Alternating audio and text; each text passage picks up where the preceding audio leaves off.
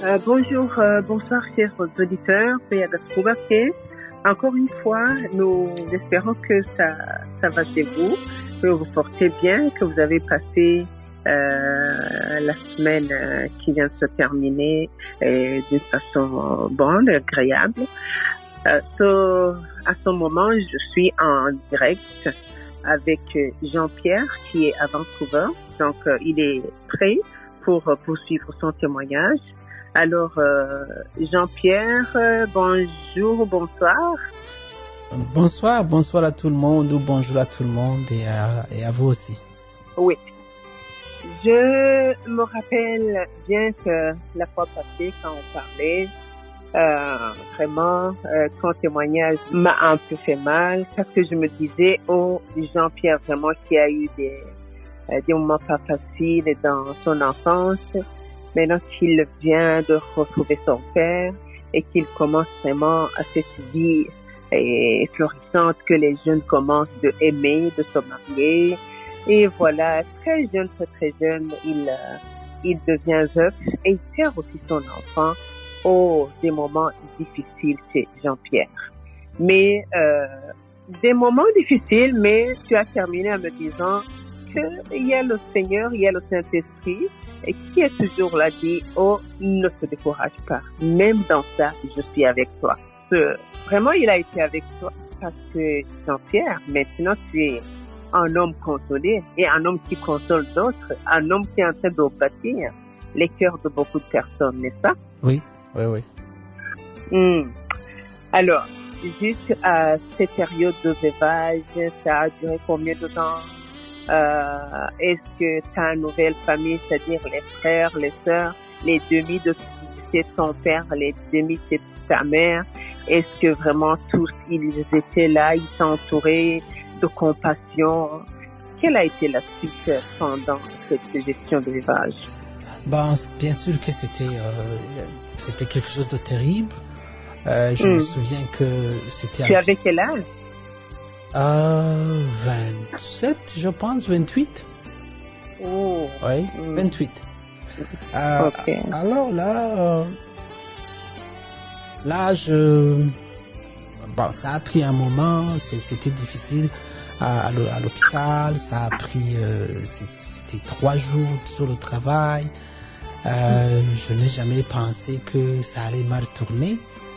C'était une surprise. Et puis, mais quand même, j'ai constaté que parfois dans des moments de joie, tu peux pas souvent voir qui tu es réellement pour les gens. Mais c'est là où j'ai pu réunir un bon nombre de gens dans une petite seconde. Donc, j'arrive, on a fait une césarienne rapidement. On a pris l'enfant, on l'a déplacé dans un hôpital, à deux l'hôpital d'ici et de l'autre côté, parce qu'il fallait la mettre dans une couveuse. On a retourné à l'autre hôpital et c'était la catastrophe. Et là, je ne comprenais pas, je faisais des va-et-vient.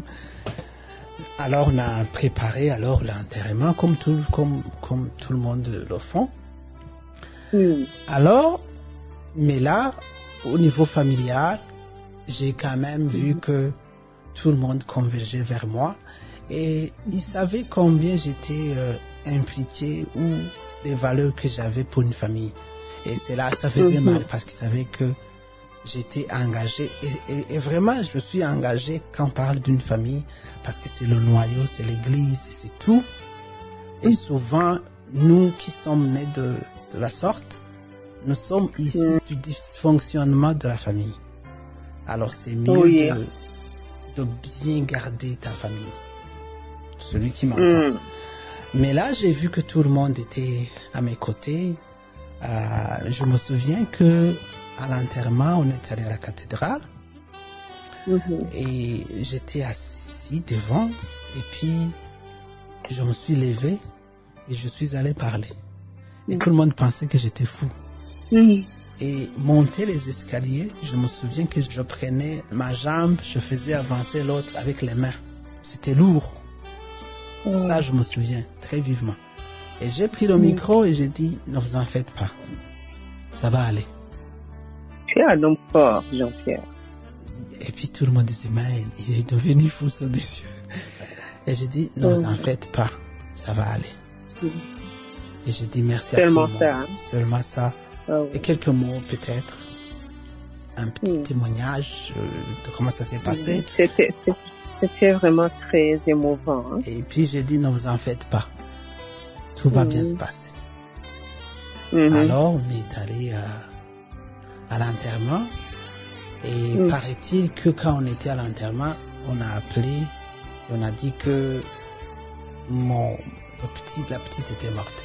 Parce que j'ai un frère qui est pédiatre. Alors il s'occupait de tout ça. Et il était déjà pédiatre à ce moment-là? Il était déjà pédiatre du côté de mon père. Alors celui qui s'occupait de tout ça a plutôt dit qu'on était là pour moi là. Ouais. Alors là, il a eu un coup de fil, on dit que c'est fini. Alors on a fait, tout le monde le savait sauf moi. Alors quand on est retourné à la maison, on a fait les choses de la culture là, Kukaraba, on se lavait les mains, tout ça. Quand on est arrivé à la maison, quand lui il m'a appelé, il m'a dit je vais te parler, j'ai dit non. Parce que j'ai compris ce qu'il allait me dire. J'ai dit parle à l'autre qui s'occupe de l'enterrement, que vous fassiez la même chose, c'est tout. Oh, tu avais déjà compris. Hein? Mais si lui il t'appelle de Jean-Pierre, je peux te parler. Et je sais, c'est lui qui avait tout en main. Alors j'ai dit non. Faisons la même chose. Et on est reparti, je pense, 3 jours après. Alors après, il fallait gérer la période d'après. Alors c'est là où tu penses que tout ce que tu as construit, même si c'est pas beaucoup, c'est avec effort, c'est avec acharnement, c'est avec tout mon âme, et tout s'écroule.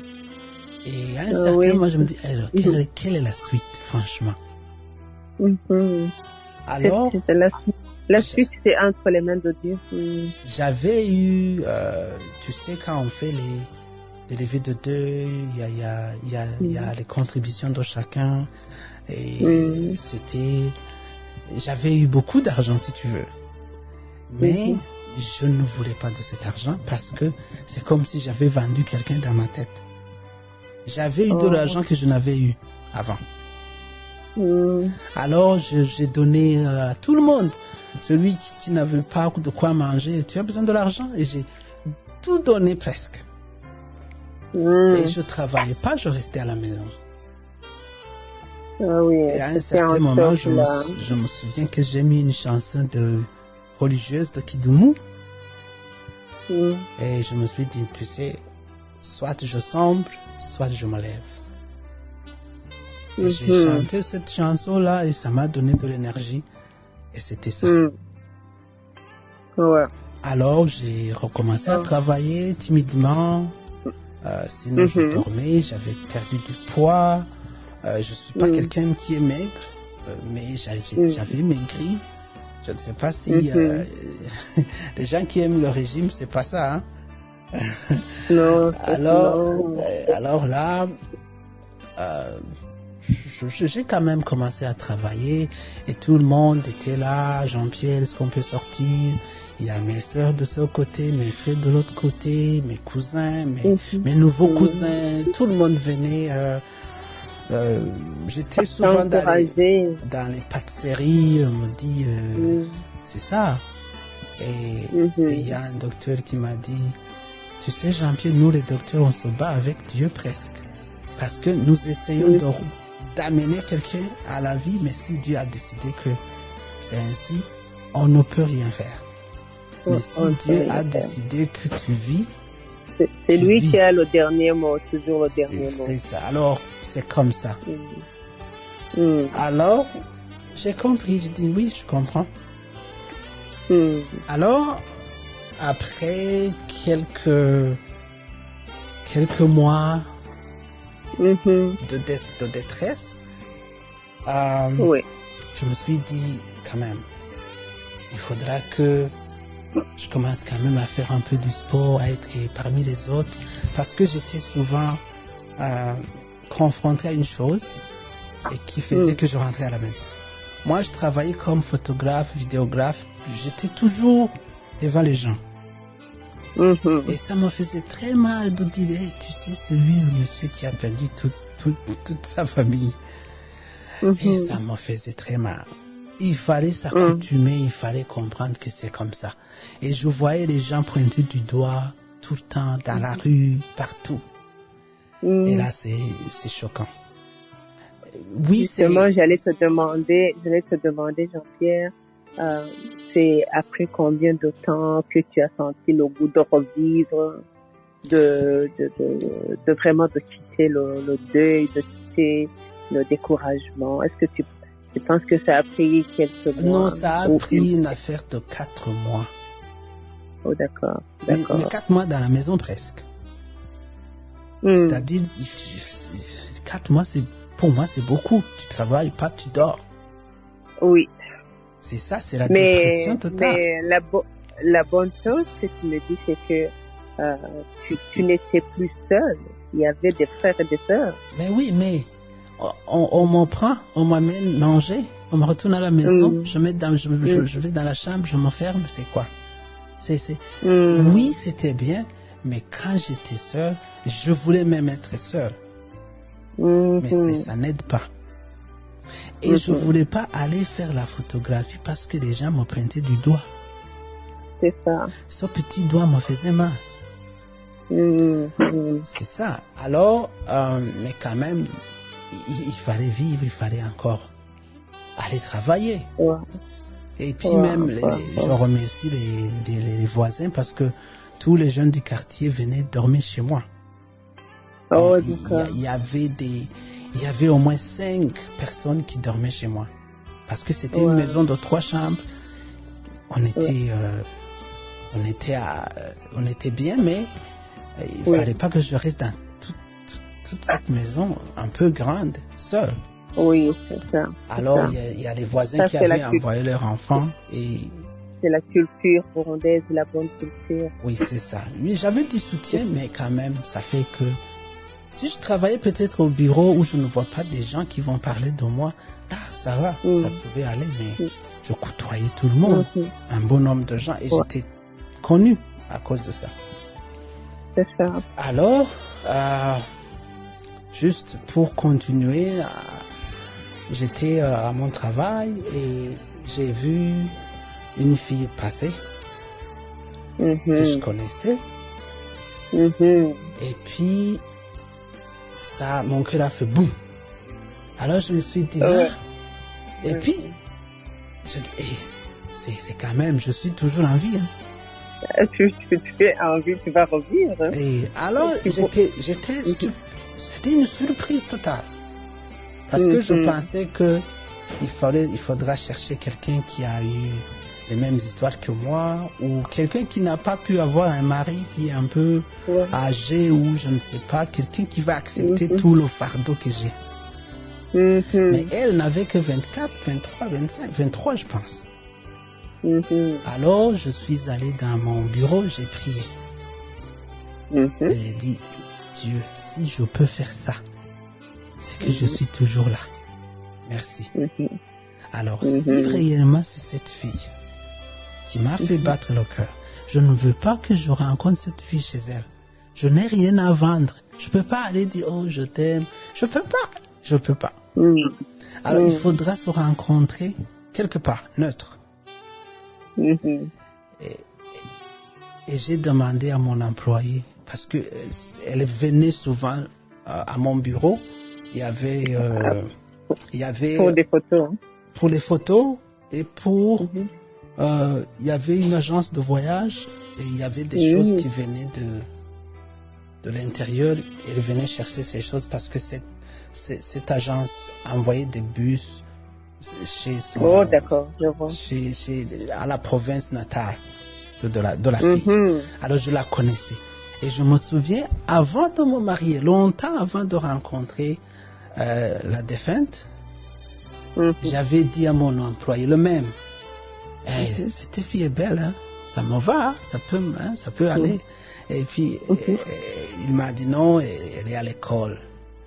J'ai dit ok. Dans cette même fille qui est C'est la même fille, ta vie. oui.